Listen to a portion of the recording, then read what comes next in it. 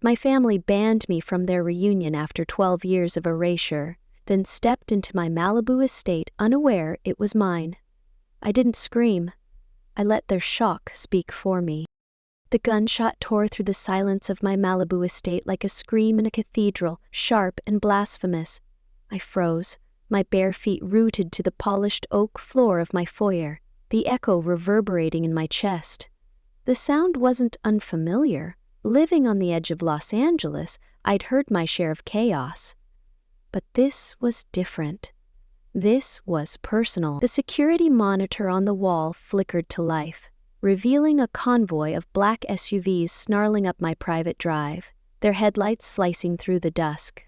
Men in tactical gear spilled out, weapons drawn, their voices barking orders I couldn't make out, and then, stepping from the lead vehicle, I saw them. My parents, Richard and Victoria Harper, their faces taut with the imperious confidence I hadn't seen in 12 years. They thought they'd rented this mansion for their gilded family reunion. They thought I was dead. My name is Emily Harper, and at 32, I'm a name that burns bright in Hollywood's firmament. A cinematographer and director whose films have graced Sundance, Cannes, and the pages of Vanity Fair. This $20 million 0-cent estate, perched on a cliff overlooking the Pacific, is mine. A monument to the life I clawed from nothing after my family cast me out. But as I stood there, heart pounding, watching the family who'd erased me invade my sanctuary, I wasn't the celebrated filmmaker. I was the 20-year-old girl they'd declared a ghost, clutching $500, 0 cents, and a battered camcorder, walking away from their San Francisco empire with nothing but defiance. The security panel beeped, pulling me back. Intruder alert.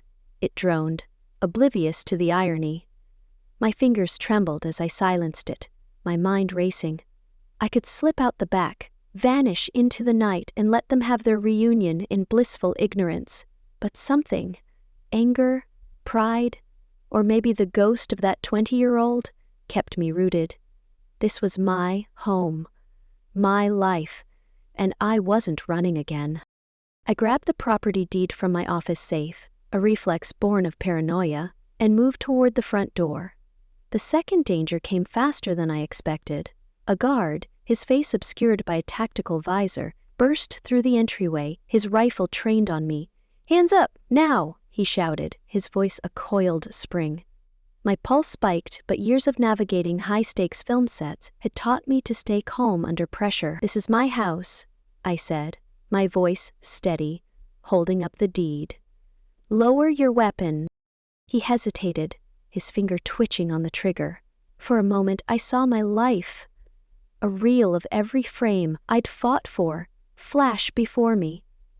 Then I stepped forward, disarming him with a move I'd learned from a stunt coordinator on my last blockbuster. The rifle clattered to the floor and I pinned him against the wall, my forearm against his throat. "Check the deed," I said, shoving the document into his chest. "Then tell Richard and Victoria Harper their daughter is very much alive." He scrambled to comply, radioing his team as I released him. The front door swung wide and there they were. My parents, framed against the twilight like characters in a film I hadn't directed. Richard, his silver hair immaculate, wore a tailored suit that screamed old money. Victoria, her face a mask of Botox and disdain, clutched a Hermes bag as if it could shield her from the truth. Their eyes met mine, and for the first time in 12 years, I saw their composure crack. Victoria's bag hit the floor with a thud, and Richard's hand gripped the doorframe, his knuckles white. "Emily," he whispered, as if my name were a curse. "You're here?" "This is my house," I said, stepping into the light. "Welcome to Malibu." The silence that followed was heavier than the ocean crashing below. I could feel the weight of their disbelief, their shock, and something darker. Guilt, perhaps, or fear. They hadn't just disowned me, they'd told the world I was gone. a fiction I'd only discovered through a news article about my grandfather's death, my name conspicuously absent from the family's survivors. Now, standing in the home I'd built without them, I was a living contradiction to their carefully curated lie. But I'm getting ahead of myself. To understand why this moment felt like a detonation, you need to know where I came from and what I survived to stand here. I grew up in a San Francisco mansion that felt more like a museum than a home. Every surface polished to reflect the Harper family's legacy. My father, Richard, was a real estate tycoon whose developments reshaped city skylines. My mother, Victoria, a former socialite, orchestrated our lives with the precision of a conductor, ensuring we upheld the family's status. My older brother, Nathan, was the golden child, a hedge fund CEO by 30, his life a seamless extension of our father's ambitions. My younger sister, Claire, married a tech mogul before she was 22, her engagement ring a glittering shackle to the family social circle. And then there was me, Emily, the middle child, the one who never quite fit. At 8, I found a second-hand camcorder in a thrift store, a clunky relic that became my obsession. While my siblings chased approval, I chased stories, filming secret vignettes of our housekeeper's weary smile or the way fog clung to the Golden Gate Bridge. My parents saw it as a childish quirk. "Filmmaking is a hobby, Emily," Victoria would say, her voice dripping with condescension as she rearranged the cushions I'd disturbed. Not a career for a Harper. By 16, I was sneaking into community college film classes, learning to frame shots and edit on pirated software. My father, sensing my rebellion, doubled down. "You're good with numbers," he'd insist, pushing me toward finance. "You'll join the family business." I compromised, or so I thought. I enrolled at USC for finance, appeasing them, but secretly applied to the film school, juggling double majors and stolen hours. For 4 years, I lived a double life, the dutiful daughter crunching numbers by day, the dreamer splicing footage in a dorm room lit by a single lamp. Graduation was supposed to be my triumph. We sat at a Michelin-starred restaurant, the clink of crystal glasses underscoring my father's toast to my finance degree. I'd secured a CFO internship at his company, a role he'd orchestrated, but I'd also won a slot in a prestigious directing program. I chose my moment carefully. "I'm not taking the internship," I said, my voice cutting through the chatter. "I'm going to direct films." The silence was suffocating. Victoria's smile froze, her eyes turning to ice. Richard set down his glass, his face a mask of disbelief. "Don't be absurd," he said. "You started Harper Enterprises in 3 weeks." I held my ground, my heart pounding. "I've already declined. I'm joining the directing program." What followed was a masterclass in emotional warfare. They didn't shout. Harpers never shouted. Instead, they dismantled me with surgical precision. Filmmaking was unstable, unserious, beneath our family's station.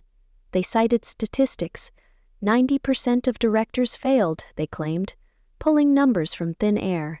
"If you do this," Richard said, his voice low, "you're on your own. No money, no support, no family." Victoria leaned in, her perfume cloying. "You'll regret this, Emily. You'll come crawling back." I didn't. 2 days later, I packed my Honda Civic with clothes, my camcorder, and $500, 0 cents, my entire savings. Nathan watched from the driveway, his expression unreadable. "They'll get over it," he said, but his tone suggested otherwise.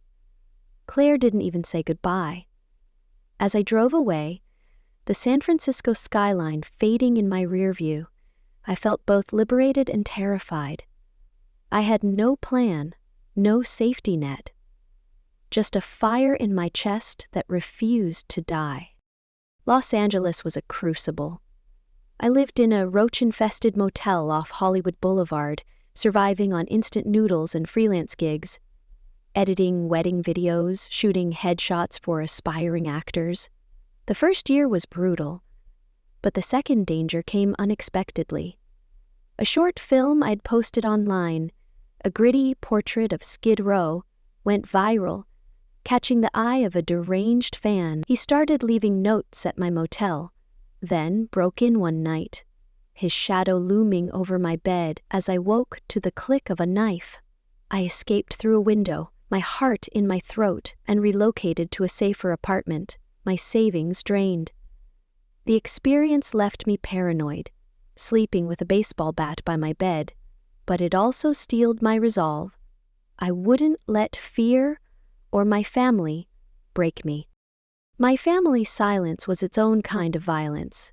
They didn't just cut me off, they erased me. I called their number that first Christmas, the line ringing endlessly. No voicemail, no answer. I tried again on my birthday, then Easter, nothing. By the second year, I stopped trying. Nathan sent a few texts, terse birthday wishes, a Merry Christmas, but they petered out. I learned Claire had a daughter through a Facebook post, my niece's existence a secret kept from me. When my grandfather died, a news article listed the Harper family's survivors: Richard, Victoria, Nathan, Claire. My name was gone, as if I'd never existed. The pain wasn't just absence. It was annihilation. My break came through desperation. A low-budget film needed a camera assistant when their regular called in sick. The pay was $50, 0 cents, for a 14-hour day, but I was 3 weeks behind on rent. I showed up at 4 a.m., hauling gear and anticipating the director's needs before he asked. "You've done this before," he remarked, impressed. "No," I admitted, but I learned fast. His name was Marcus Vaughn, an Oscar-winning director with a reputation for spotting talent. He saw something in me, hunger maybe, or the same stubbornness that had driven me from San Francisco.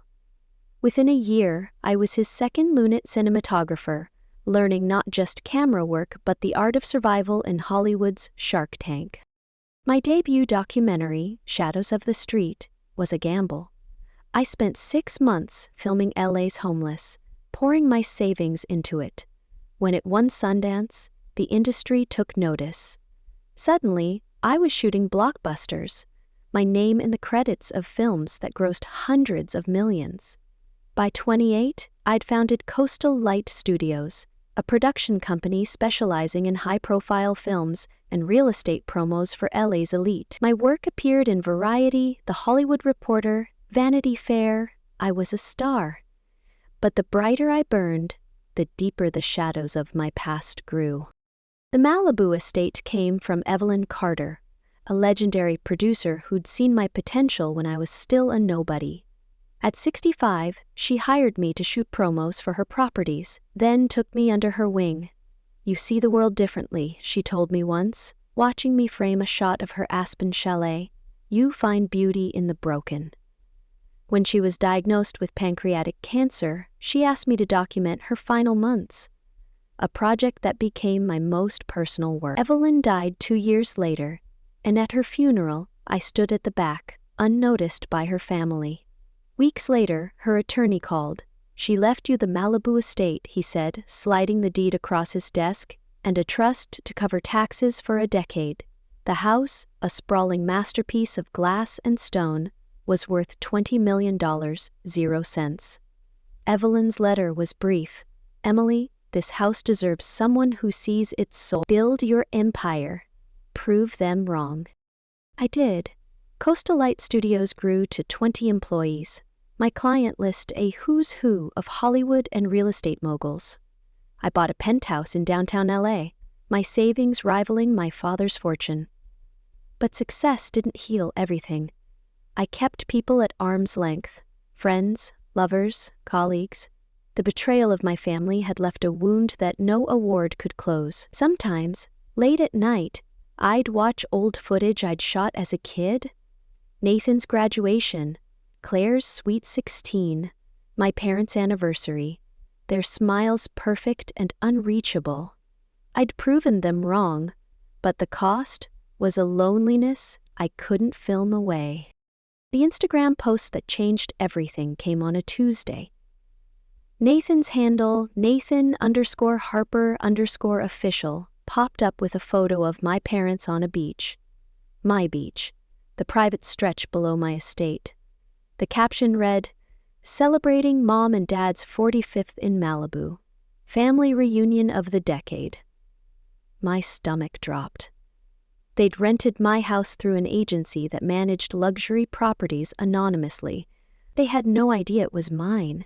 My first instinct was to cancel their booking. I called my property manager, Angela. "They've paid $25,000, 0 cents a week," she said. "Non-refundable. Canceling could spark a lawsuit." I hung up, my mind spinning. Part of me wanted to flee, to book a flight to Paris and let them revel in their ignorance. But another part, the part that had survived a stalker, a disownment, and Hollywood's cutthroat ladder, wanted to face them. I prepared like I was directing a thriller. I upgraded my security system, installing hidden cameras in the foyer, living room, and deck. Not to spy, I told myself, but to protect what was mine. I hired a private investigator, Elena, to dig into my family's recent moves. "Something's off," she reported 2 days later. "Your father's company is bleeding money. There's talk of a federal investigation." The news hit like a plot twist. Richard Harper, the invincible tycoon, was faltering. I didn't know whether to feel vindicated or afraid. The third danger came the day before their arrival. I was driving my Tesla along Pacific Coast Highway, the ocean glittering to my left, when my brakes failed. The car lurched, skidding toward a cliff. I yanked the wheel, fishtailing onto the shoulder as horns blared. A mechanic later found the brake lines cut, deliberate sabotage. Elena traced it to my cousin Derek, a bitter trust fund kid who'd posted cryptic rants about my stolen success. He'd been in Malibu that week, seen near my garage. The realization that family could stoop to attempted murder shook me. But it also hardened my resolve. I wasn't just facing my parents. I was walking into a viper's nest. Their arrival was a spectacle. Richard led the charge, inspecting my foyer like a general claiming territory. Victoria directed staff with military precision. Her voice clipped as she criticized my choice of orchids. Nathan arrived with his wife and kids, a boy and girl I'd never met. Claire and her techie mogul husband, Ethan, followed, their 3 children trailing like accessories. Aunts, uncles, and cousins filled the house, their laughter grating through my security feeds. I watched, a ghost in my own home, as they set up family photos on my console table. A shot from Nathan's wedding, me in the background, was tucked behind another frame by Victoria's manicured hand. The message was clear. I was still unmentionable. The most painful moment came during their first dinner, streamed through my cameras. They toasted Richard and Victoria's anniversary, their voices dripping with performative warmth. My cousin Lily, 17 and sharp-anged, broke the script. "What happened to Emily?" she asked, her voice cutting through the clatter of silverware. "She used to film everything. Wasn't she, like, your daughter?" The table went silent. Victoria's fork froze mid-air. "That's not a suitable topic," she said, her tone lethal. Lily pressed on. "But she was cool. Why's no one talking about her?" Richard's voice was steel. "She made her choices. We don't discuss it." Lily's mother, my Aunt Susan, shot her a warning glance, and she fell silent. I turned off the monitor, my hands shaking. 12 years, and I was a taboo, a stain they'd scrubbed clean. I chose my moment carefully. The next day, as they gathered for lunch on the deck, the Pacific sparkling below, I slipped into a tailored black dress, my hair in a sleek bun. Professional, untouchable. The clack of my heels announced me before I appeared. Conversations stopped. 20 pairs of eyes turned, shock rippling through the group. Victoria's wineglass slipped, shattering on the deck. Richard half rose, his face ashen, like he'd seen a ghost. Nathan whispered my name, barely audible. Claire's eyes narrowed, her lips a tight line. "Hello, everyone," I said, my voice calm but edged with steel. "I hope you're enjoying my house." The silence was absolute, broken only by the distant crash of waves. Claire recovered first, her voice venomous. "What the hell are you doing here? How did you get in?" I smiled, the one I used for difficult producers. "I live here. This is my estate." Richard's voice was hoarse. "Impossible. We rented this through Elite Coastal Properties." I nodded. "They manage it when I'm away. I decided to stay this week." Victoria sank into her chair, her face a mask of disbelief. "You own this?" The question carried a dozen others. How could I afford it? What had I become? How had I escaped their narrative? Before I could answer, Lily broke from the group, rushing to me. "Emily," she cried, throwing her arms around me. "I knew you weren't gone." Her warmth cracked my composure, and I hugged her back, my throat tight. "Look at you," I said, stepping back to see her, gap-toothed kid turned fierce teenager. Her eyes alight with the same curiosity I'd once had. The moment shifted the room. My Aunt Susan approached, kissing my cheek awkwardly. Uncle Mark shook my hand, muttering about the fine property. Others waved, unsure how to greet the family pariah. My parents remained seated, Victoria's knuckles white around a new glass, Richard's face unreadable. Nathan stepped forward, his handshake morphing into a stiff hug. "You look incredible," he said, guilt flickering in his eyes. Claire stayed by Ethan's side, her arm through his, as if I might steal her perfect life. "I didn't mean to interrupt," I said, addressing the group. "Please, continue." Susan gestured to an empty chair. "Join us, Emily. There's plenty." Victoria flinched, a subtle crack in her armor. I considered retreating to my studio, letting them stew, but this was my home. For once, they'd adjust to me. "Thank you," I said, taking the seat. "I'd like that." The lunch was a tightrope walk. Conversation skimmed safe topics: the weather, the view, the house's architecture.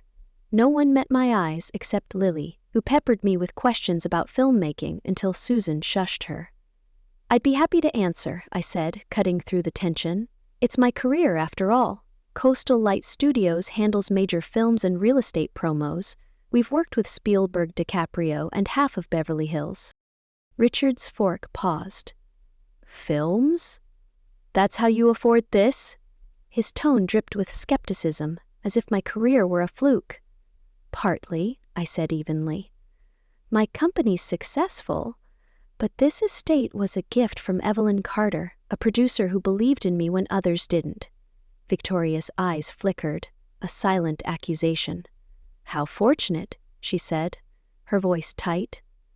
"Very," I replied, holding her gaze. The afternoon unfolded in uneasy bursts, moments of near normalcy shattered by awkward silences. The children played on the beach, oblivious to the adult tension. By evening, I'd shown them the house's public areas, marking my studio and bedroom as off-limits. I answered their questions sparingly, guarding my story like a script I wasn't ready to share. As the sun set, I stood alone on the deck, the ocean a dark mirror. Footsteps approached, and I tensed. "Your films," Richard said, joining me. "I've seen them. Shadows of the Street, the war drama last year. Impressive."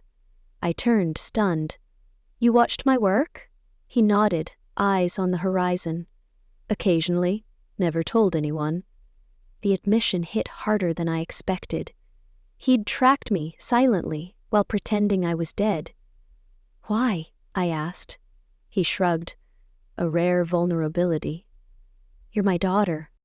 The words hung there, a fragile bridge over 12 years of silence. Before I could respond, he walked away, leaving me with a tangle of emotions: anger, longing, and something I couldn't name.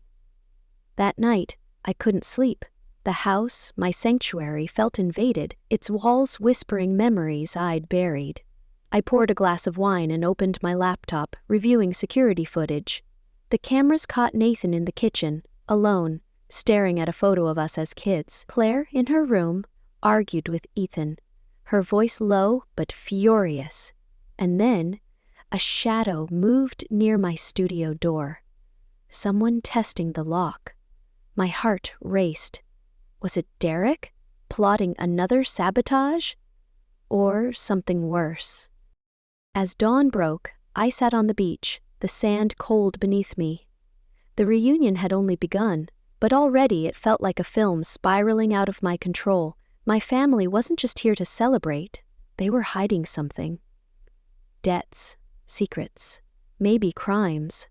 Lily's question echoed in my mind. What happened to Emily? I wasn't sure I knew anymore, but I was determined to find out, even if it meant risking everything I'd built. What would you do if the people who broke you walked back into your life, armed with lies and guns? Could you face them, knowing they'd tried to erase you? I'd built an empire from their rejection, but standing here with their voices echoing through my home, I wondered if some wounds ever heal, or if they just wait, like a tide, to pull you under. The ocean roared below my Malibu estate, its waves a restless chorus to the chaos unfolding within my walls. I stood on the deck, the salt air sharp against my skin, replaying the moment I'd walked into my family's lavish dinner and shattered their illusion. My father, Richard, his wineglass splintering on the deck. My mother, Victoria, collapsing into her chair, her composure crumbling like sand. My brother Nathan, whispering my name as if it were a forbidden spell. And my sister Claire, her glare a blade aimed at my heart. I'd claimed my place, revealed I owned this $20 million 0-cent sanctuary. But the victory felt hollow. 12 years of estrangement hadn't prepared me for the weight of their presence, or the dangers lurking in their shadows. I'm Emily Harper, a 32-year-old cinematographer and director whose films have redefined Hollywood's skyline. My name graces the pages of Variety and the credits of blockbusters. But here, in the home I built from the ashes of my family's rejection, I was something else, a ghost they'd buried, now risen to haunt them. They'd rented my estate for their 45th anniversary reunion, believing me dead, erased from their narrative by a lie so cruel it still burned. But I wasn't the only one with secrets. As I watched the Pacific churn, I sensed the undercurrents of their motives. Debts, fraud, and something darker I couldn't yet name. The lunch had been a battlefield of veiled insults and forced civility. I'd joined them, my black dress a shield, fielding Claire's barbs with the composure I'd honed on cutthroat film sets. Coastal Light Studios, I'd said, detailing my empire, Spielberg, DiCaprio, half of Beverly Hills on my client list. Their shock was palpable, my parents' assumption that I'd failed in an unstable industry crumbling like their lies, but it was Lily, my 17-year-old cousin, who'd grounded me. Her fierce embrace, her defiance in asking what happened to Emily, had cracked the family's silence, giving me strength to face the storm brewing. That storm hit sooner than I expected. As the family dispersed after lunch, Clary's husband, Ethan, a tech mogul with a temper as volatile as his stock portfolio, cornered me in the foyer. His face was flushed, his tie askew. "This is fraud," he spat, his voice low but lethal. "You can't just waltz in and claim this place. Who the hell are you?" I held my ground, my pulse steady despite the threat in his eyes. "I'm the owner, Ethan. Check the deed."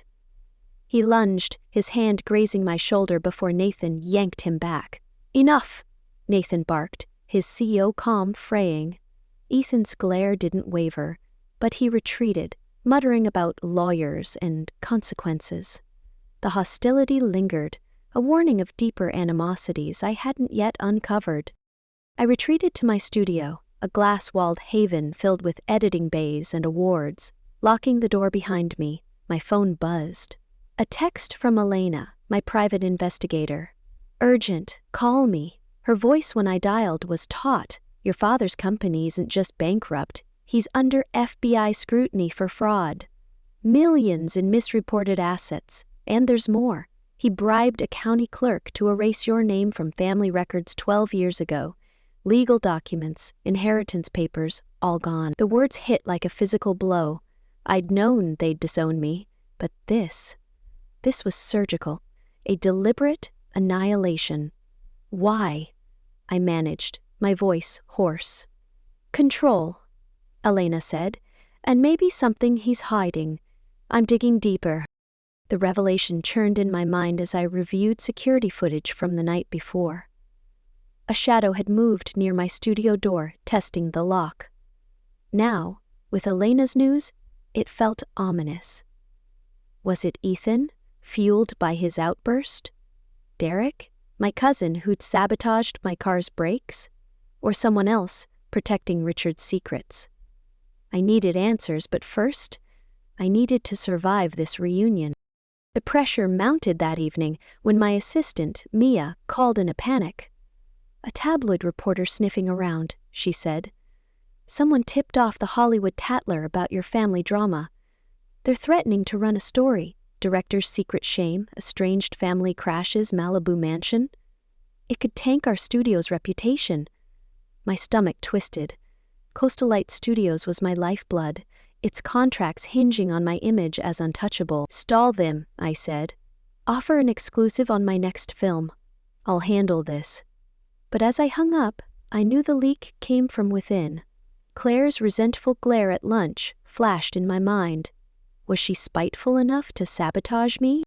Dinner was another gauntlet. The family gathered in the dining room, chandeliers casting a golden glow over a spread of lobster and truffle risotto. I took my seat, Lily to my left, her presence a small anchor.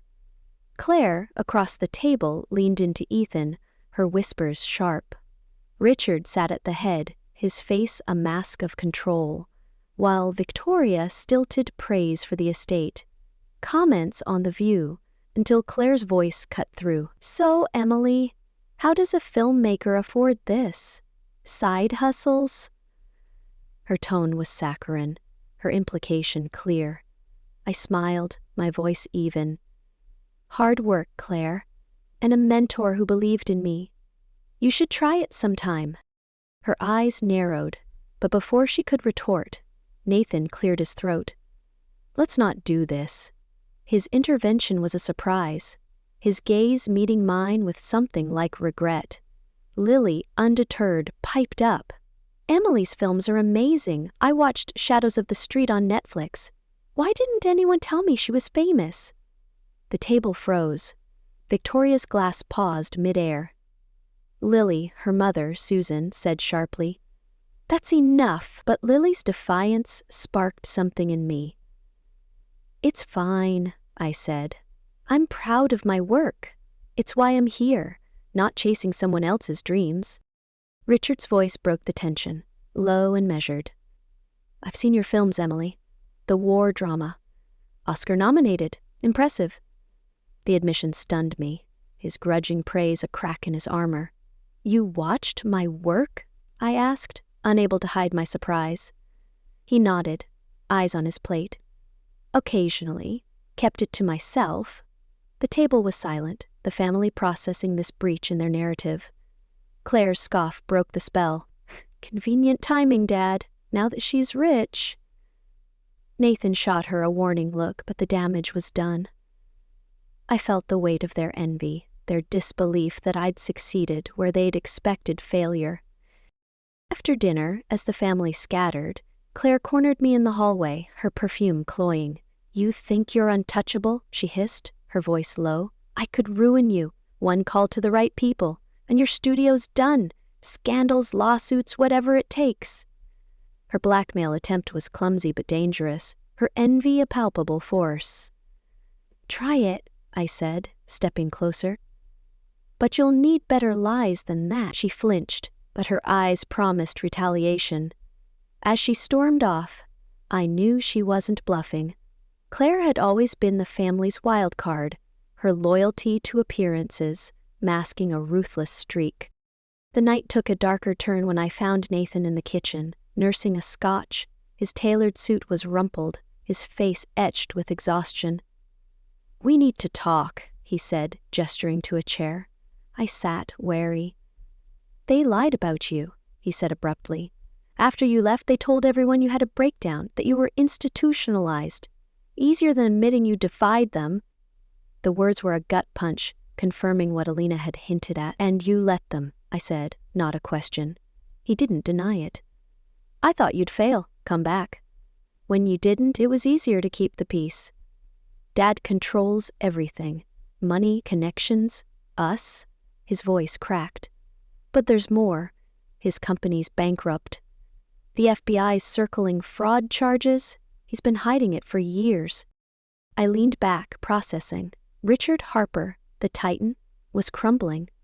"And Mom?" I asked. Nathan's eyes darkened. "She knows."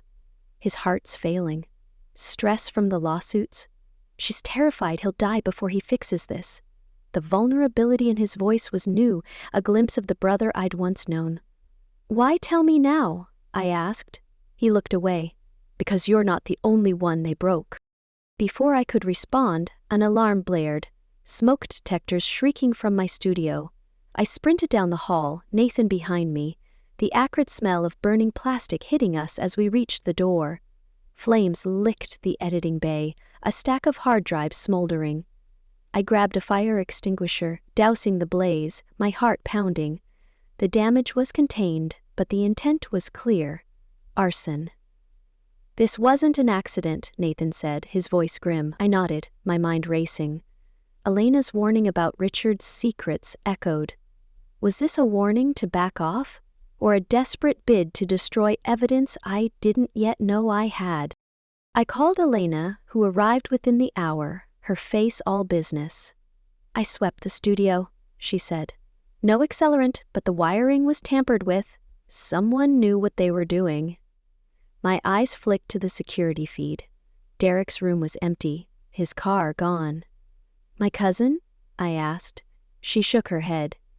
"Maybe, but this feels bigger. Richard's got allies who'd kill to keep his fraud buried." The word kill hung heavy, a reminder of the break sabotage. My home, my sanctuary, was a battleground, and I was running out of time to identify the enemy. The next morning, Victoria found me in the kitchen, her posture perfect despite the shadows under her eyes. She handed me a cup of coffee, black with a hint of cinnamon, exactly as I took it. The gesture, after 12 years, was a jolt. "We were wrong," she said, her voice low. "We thought we were protecting you, pushing you towards stability. We didn't see your strength." Her admission was raw, her fear for Richard palpable. "His heart," she continued, "it's worse than Nathan knows. He collapsed last month, nearly died. He won't slow down, won't let go of the company even if it kills him." Her eyes met mine, pleading. "You've built something extraordinary. Don't let our mistakes destroy it." Her words stirred a mix of anger and pity. "You erased me," I said, my voice steady. "Bribed officials to wipe my name from records." "Why?" She flinched, caught off guard. "Richard thought it was cleaner, to protect the family image." The excuse was flimsy, a lie masking deeper motives. Before I could press, my phone buzzed. Mia, my assistant, in a panic. "Our biggest client, Paramount? Pulled out of the sci-fi project. They heard about the family drama, think you're unstable. We're hemorrhaging money." The studio crisis was real. Claire's blackmail or the tabloid leak already taking its toll. I hung up, my resolve hardening. I wouldn't let them dismantle what I'd built. The pressure escalated when Richard's lawyer, a slick man named Grayson, arrived unannounced. "We have a proposal," he said, sliding a contract across my desk. "Sign over the estate to settle Richard's debts. It'll save his company, his legacy." His smile was predatory. "Refuse, and we'll drag your name through the mud, Lawsuits, media, whatever it takes. The legal threat was a power play, Richard's desperation laid bare. "This is my home," I said, tearing the contract in half. "Tell Richard to face his own failures." Grayson's eyes narrowed. "You'll regret this." As he left, I knew I'd made an enemy. But retreat wasn't an option. That afternoon, I found Lily on the beach, her camera trained on a gull diving for fish. Her passion, so like mine at her age, was a bright spot in the chaos. "You're good," I said, sitting beside her. "Really good." She beamed, but her voice was hesitant. "Mom wants me to study law, like Nathan, says filmmaking's a dead end." I saw myself in her, the weight of family expectations threatening to crush her spark. "I'd like to mentor you," I said. "Teach you what I know. You can do both. Law, film, whatever you want." Her eyes lit up, but the moment was cut short by a scream from the house. I raced back, finding Susan in hysterics. "Lily's gone," she cried. "She left a note, said she's joining you, doesn't want our life." My heart sank. The kidnapping scare was a misunderstanding, but it unleashed a firestorm. Susan rounded on me. "You put these ideas in her head. You're tearing this family apart." Richard and Victoria joined the fray, their accusations sharp. "You're manipulating her," Richard said, his voice cold, "just like you defied us." The confrontation was a crucible, their guilt projected onto me. I held up my hands. "Lily's her own person. I offered to mentor her, not steal her. Find her, and we'll talk." Elena tracked Lily to a nearby cafe, where she sat with her camera, defiant but scared. I drove to her, my mind racing. "You can't run away," I said, sitting across from her. "But you don't have to lose yourself to them." She nodded, tears in her eyes. "I want to be like you, free." I hugged her, promising to fight for her dreams, but the incident had raised the stakes. The family saw me as a threat, their unity fraying as old wounds reopened. That night, I called a family meeting in the living room, the ocean a dark expanse beyond the windows. They gathered, wary, Richard and Victoria at the center, Nathan and Claire flanked by spouses, aunts and uncles on the edges. Lily beside her mother, her camera clutched like a talisman. "This reunion's a mess," I began, my voice clear, "but we're here, so let's set terms. I'm not asking for forgiveness or a happy ending. I want truth. No more lies, no more erasure. If we're to have any relationship, it's on equal ground, respecting who I am, not who you wanted me to be." Claire scoffed. "So we just forget 12 years? Pretend you didn't abandon us?" I met her gaze. "I didn't abandon you, you erased me. We acknowledge that, or we have nothing." Nathan nodded slowly. "I'd like to try," he said, his voice thick. Richard's expression was unreadable, but he spoke. "Your terms are fair. I accept." Victoria hesitated, then nodded, her eyes glistening. Claire remained silent, her silence a challenge. I pressed on. "One more thing. Lily's got talent.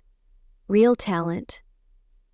I want to mentor her, help her grow. She deserves that chance."